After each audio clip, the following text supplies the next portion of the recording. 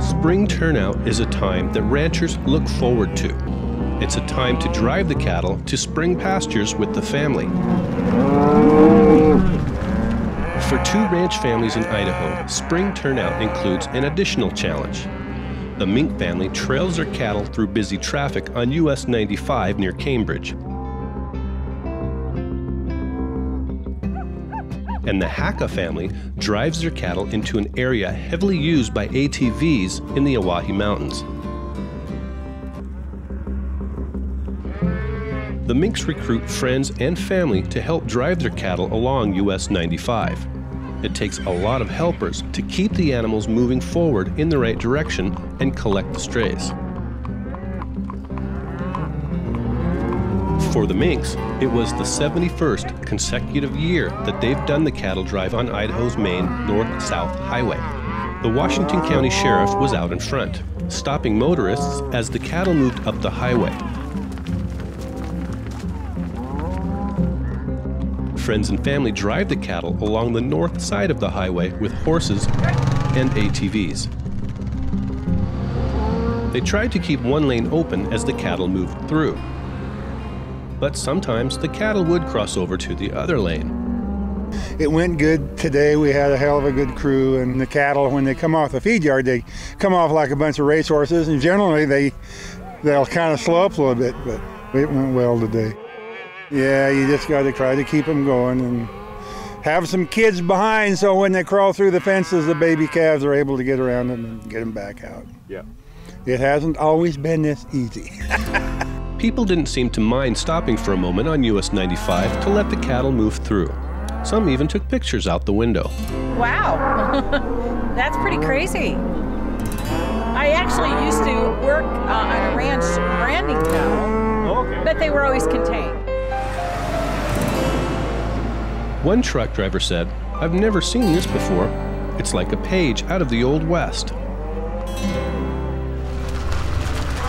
Eventually, the Minks reached the turnoff for their spring pasture and drove the cattle into the hills. We're turning out to our spring pasture. We take about 200 head out in our spring pasture, and then in June, middle of June, we'll gather them and take them to Council Mountain. Mink says US 95 is the most efficient way to reach their spring pasture. It's kind of a history tradition that guy kind of hates to break. Mink says it's nice to move the cattle away from the home ranch to spring pastures. It's just a great feeling. I mean, being able to be out here in the green and the sunshine, and being able to just come out and use the land, use the grass and the resources that we have available to us. Friends of the Minks enjoy being part of the cattle drive. Just for the fun of it. Gives me something to do with my horses. Yeah.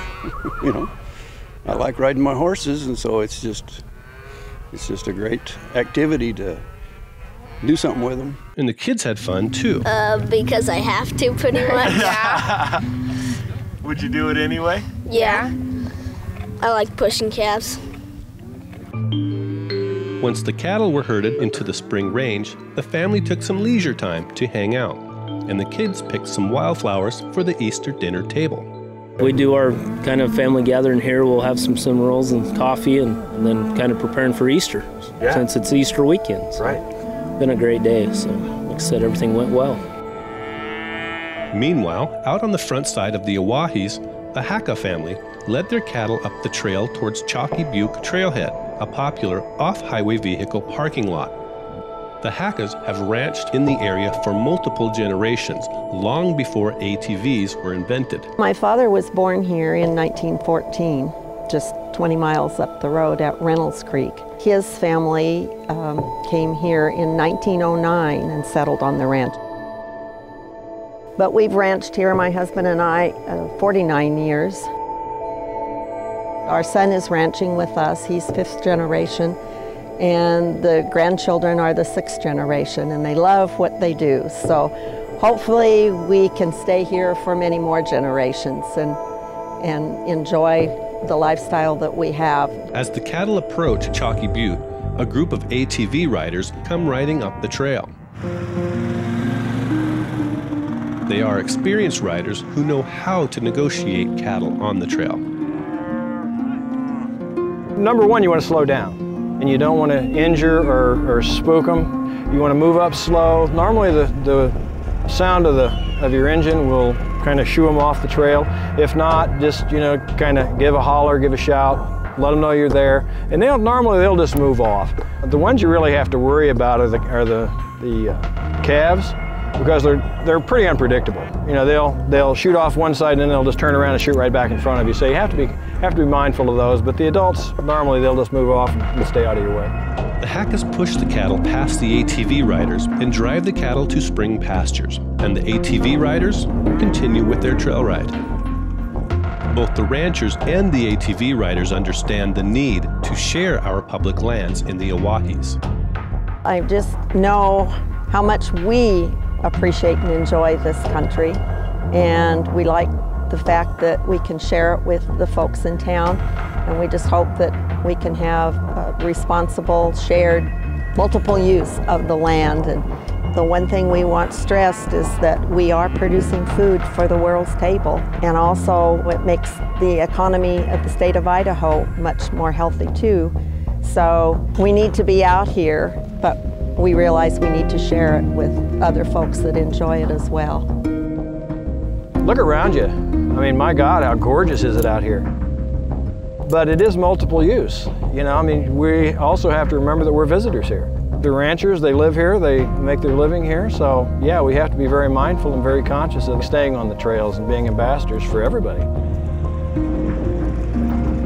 The Hackas graze their cattle in the low country for about a month before following the green up to higher pastures. They're here in this area just until about the first part of May. We move up the country with the seasons, and we eventually get to about 7,000 feet elevation the 1st of July. And then we stay there until October, and then start back down the country through our private lands back to our river ranch.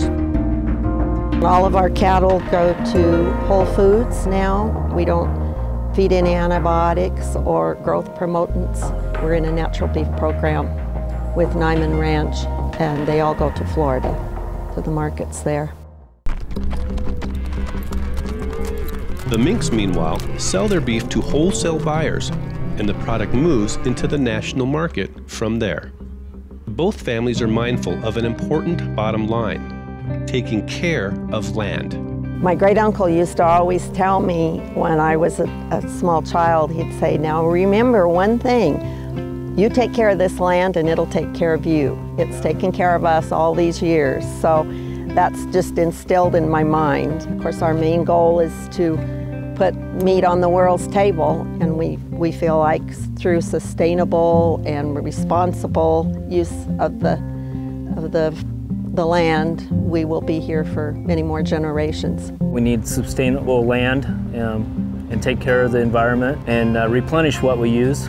We just got to take care of it, and it takes care of us and takes care of the people in the world also for food. I'm the 4th generation. My kids are the 5th, and I really hope the 5th generation will have the opportunity that I've had and continue the tradition of helping take care of people and the land and the environment in general.